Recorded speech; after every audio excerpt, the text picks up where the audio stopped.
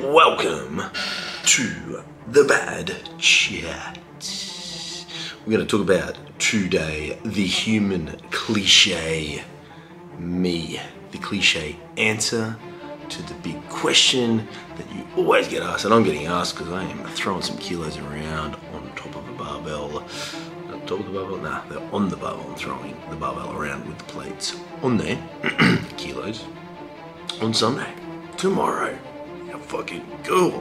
What's the question you always get asked? How much are you gonna lift, bro? What are you gonna lift, bro? How you feeling, bro? What are you gonna lift? It's the best. Everyone's super excited to see what you do. People that follow along, people you train with, your friends, they're bought into what you're doing and they want to know what are you going to be doing. They can't wait to find out. Well, you have to wait really. And that's what I'm here to talk about. Because the cliche answer that I like to give is very much cliche, and that is very simple. The barbell will tell me on the day when I get there. And that is how I like to coach, and that is how I like to lift, and that is how I like to encourage and think everyone else should lift, is that the barbell will tell the story on the day. Because, let's face it, I don't know what the weights are going to feel like on Sunday, on Saturday. Well, 2 weeks out, I don't know what they're going to feel like on that Sunday, because I'm not there. And because that's the answer, and you don't know, I think you shouldn't be going in with a fixed plan or an answer to the question, what are you going to lift, bro? However, that being said, it's important to have some plans in place for that thing. And how do I come about that plan? How do we answer the cliche? How do we know where to start and how do we know what to do with it? And that is very simple. All of the data you've got leading into that, all the training sessions you've done, all of the previous competitions you've done, and how you performed after tapers and deloads, how much more you typically get after those last sessions. That gives you some ideas on where you should or could be on the day. You know, if we have that perfect peak, that perfect deload, you kind of come in perfecto. The stars line up, gravity is less. It's going to be a gorgeous day. It's going to be beautiful. And that's where you have some data in place. Ideally, you peaked, you come in, you're going to lift more than what you lifted within the gymnasium.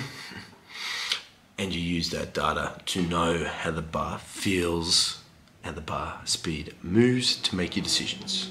The only real thing I personally, when I go into comp, is really fixed on knowing is the opener. But that being said, being cliche, I will wait until the day tells me that that was the right decision to make. Obviously, competition, you need to record an opener. I put in the number 240.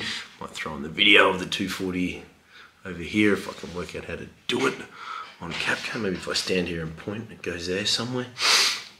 I know how it needs to feel. I know what the blast warm-up needs to feel like to make sure 240 is the right decision. However, I will be putting in 240 as the opener. But because I am cliche, I will let my last warm-up encourage me and make sure I know that that is the right decision to land that weight as my opener. So make sure to do my opener earlier, so I've got the time to be able to adjust and change it. For me, I've been navigating and dealing with a knee injury, so the cliche of knowing what to do on the day and letting the barbell tell me what to do is so important, because I didn't get to realise my last squat session. I didn't get to do it. I didn't get to do the big heavy one, so I don't genuinely know where I'm really at. So I'm not really fixed and locked into numbers. I'm literally just letting the bar decide what to do, which is a really great way to do it. I know if I'd had the perfect peak and everything had gone to plan, I was starting to consider I had the opportunity to squat 280. However, and that would be a PR, or even go north of 275, be a PR, 277, or even 275 would be a nice number. Equal best, which is also good. However, because I haven't really got past 260, I didn't get to do my last heavy one, and I've been juggling the knee challenge for that thing. We're just gonna let the bar decide. I use, like I said, previous experience. So that being said, I know what 240 needs to move like. I know what it needs to feel like when I unrack it. And I know how quick I need to come out of the hole with the weight to know what the next jump is. I was fortunate enough to hit 260 in training, so I know what the 240, 260 jump will feel like, if that's the right thing to do.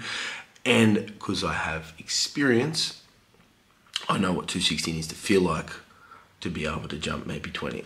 20 is very advantageous, but let's just say I jumped 20. I know what 260 needs to do to be able to have the right to do that number.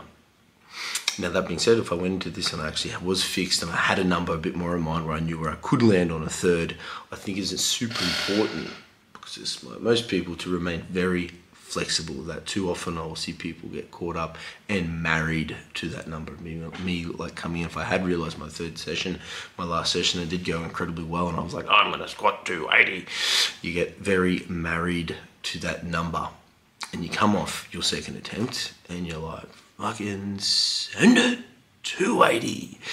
And what if your second attempt wasn't as quick as it should have been to allow you to jump that 20 kilos? Or for me, it wasn't as quick as it should have been to allow me to jump to 20 kilos. I'm just going to get fucking buried under that 280. And then the other thing, and the reason why I think we need to remain flexible with that number, is too often I have seen the opposite effect, where the weight moves very well and maybe you're worth more than that number, and being told that you're going to go, let's say for me 285 instead of 280, because you're so married to 280 as being your potential, and you're never been open to the idea of being able to be worth more. When you hear the fact you're about to go 285, you shit the bed. When in actual fact that is the right number you should do. You should be able to do it. You could fucking do it, but because you weren't mentally prepared to be allowed to go more weight, you've tied yourself to your physical ability of being the ceiling of that 280. The possibility of doing more shit yourself, with lack of a better term, and you just fuck it up because you get under the bar and you've talked yourself out of it. You have no self-belief in what you can do.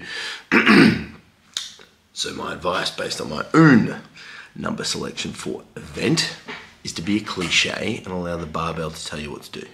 And that's how we're taking the day on the day.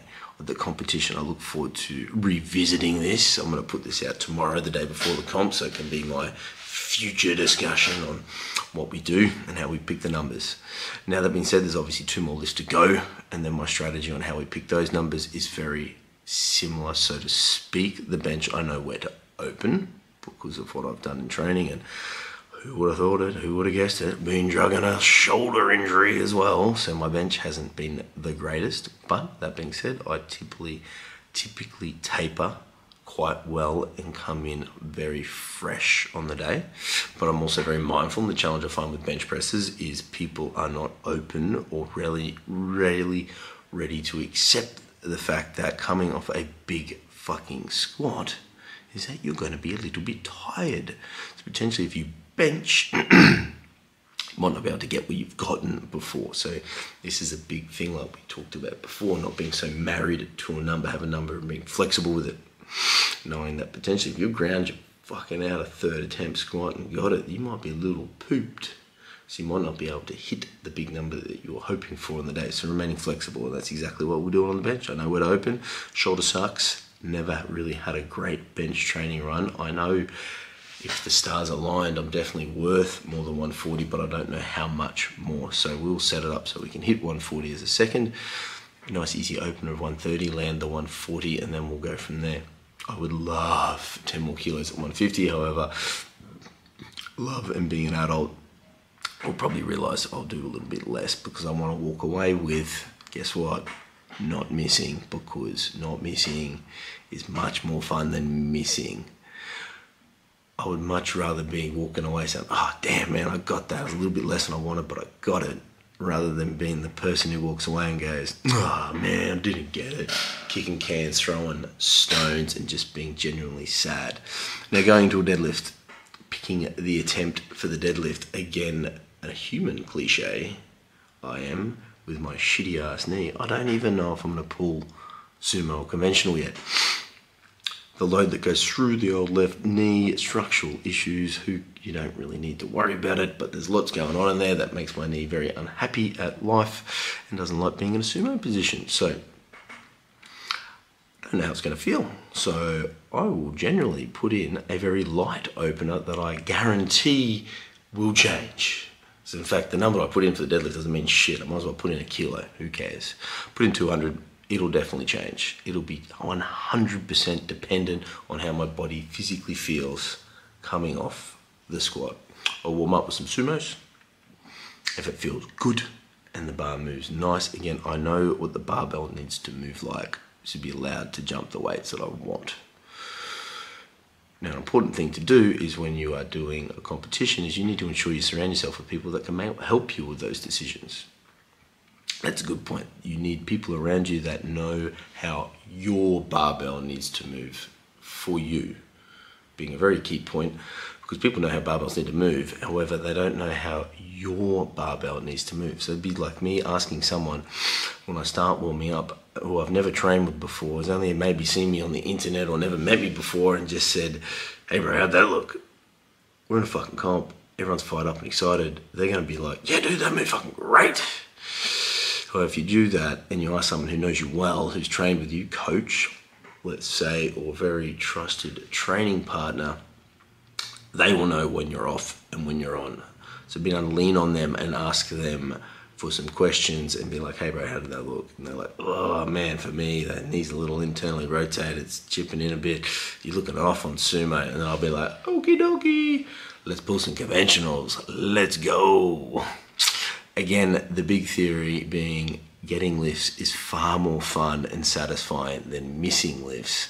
I'm very willing and happy to make that adult decision to not pull a sumo, forego the chance of a personal best total, and just get 3 good lifts and have a much more enjoyable, fun day, which is good. That's my little comp chat through for you all on how I approach the comp. I am a cliche. I strongly suggest you are a cliche. Go into your comps with a plan, where you definitely know where you're going to start, of course, and know where you could potentially finish, but be very open to having more and less, because I didn't say that before, but the idea of having less, let's say the 280, I'm so married to a 280 squat, and I hit my 260, and it feels like shit, and it's slow, and I have to go 265. You've seen it. Coach goes to you, hey man, you're a bit off today, that didn't work. Or you did something, you shot your hips, you did something silly, you've cooked up a little bit too much energy, you don't have as much as you fucking wanted to get to 280. Johnny, you've got to go 265 now. If you're not open to the idea of being able to do less on the day, and you will potentially put your success around whether you get that lift at 280 and odd, and you're going to consider yourself failure, you're going to feel sad, you're going to feel down. Those are emotions you don't want to have. You want to train like it's a competition and take what's there on the day. If 5 more kilos is there, take the 5. Don't be a dum-dum and go for 15 when it's not there, and just fucking bury yourself and have the spotters try and catch the weight. Something to always remember, and this is the big brain just thinking while we're talking, is that a missed lift will absolutely cook you, because that is a true 100% effort. You've put every little fibre of effort and will you can on that thing, and you haven't gotten it.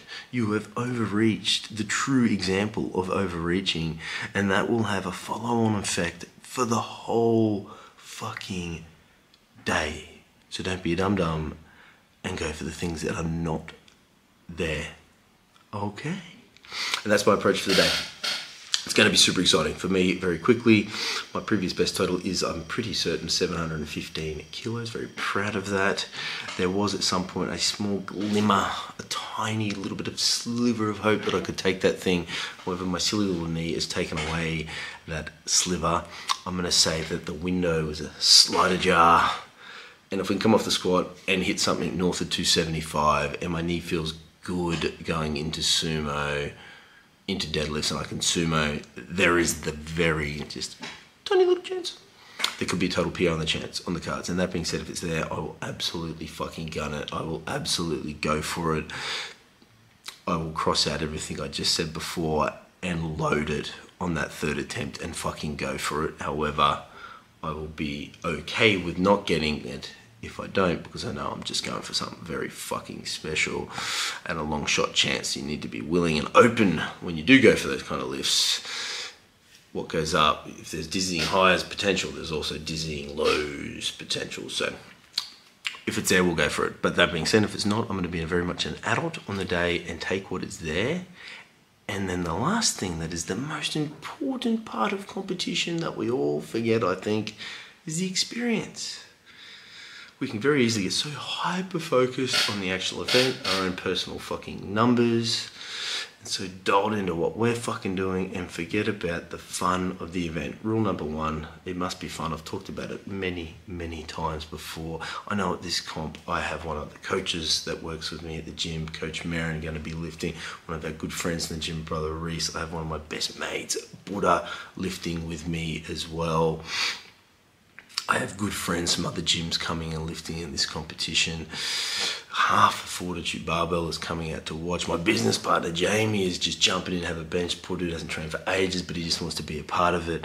Like that part, the experience part, and making sure that I sit back in between a few lifts, in between a few warm-ups, have a few more fist bumps, a few more conversations, and actually take in the day and enjoy it. Because if you do that, I guarantee you'll have so much more fun. Doesn't end in 2, 3, 5 years' time. That event itself, the memory that comes from that event will not be the weight you lifted. It'll be the experience you had. It'll be the people you hang out with. And I dare even say their lifts is what you'll remember more than your own. Thanks for watching, team.